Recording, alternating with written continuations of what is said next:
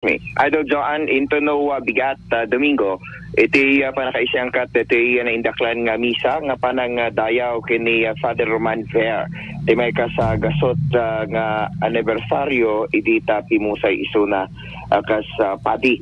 Ni Father Roman Ver, iti kakaisuna nga padi nga nagbati iti panawen ti panag-challenge digiti Romano Katoliko ken kasapay iti panagsinalig iti sa magmono nga fraile nga nagturong iti awino ng bukel iti Iglesia Filipina Independiente babaen ken ni Gregorio Aglipay.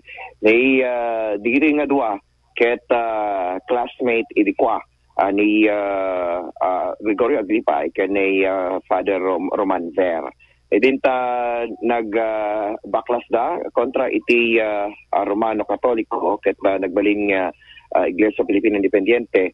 May sa ni Father Roman Ver nga nang recap iti simbaan deta Cathedral tata, St. William's Cathedral. Tapno di nga makastrek ken saan nga makapangan ti Iglesia Filipina Independiente ti Romano Katoliko. Kakaisuna kadigiti simbaan nga nagbati nga Romano Katoliko ket iti Lawag City. Lang iti panak-recap ni Father Roman Ver kadeti Cathedral iti kwa isut gapo nga nabati isu na tinang salbar nga madaan iti Romano Katoliko palaeng kan saan nga masakop iti probinsya ti ni Gregorio Aglipay wenno ni Padre Goyong.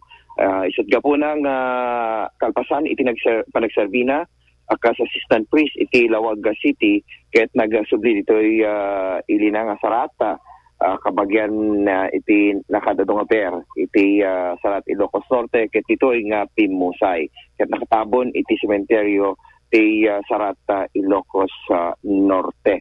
Deti ket may sa kadigiti bigbigen da kas may sa nga loyalist iti simbaan Romano Katoliko nga padayawan tumet into bigat babaen pa lang kay iti simbaan ti Sarat Ilocos Norte iti panang nagip ti sa gasot nga anibersaryo panakatay na iti Ilocos Norte. And at latest manipod iti Sarat para iti IFM News, Idol Bernard Ver, Tatak RMN.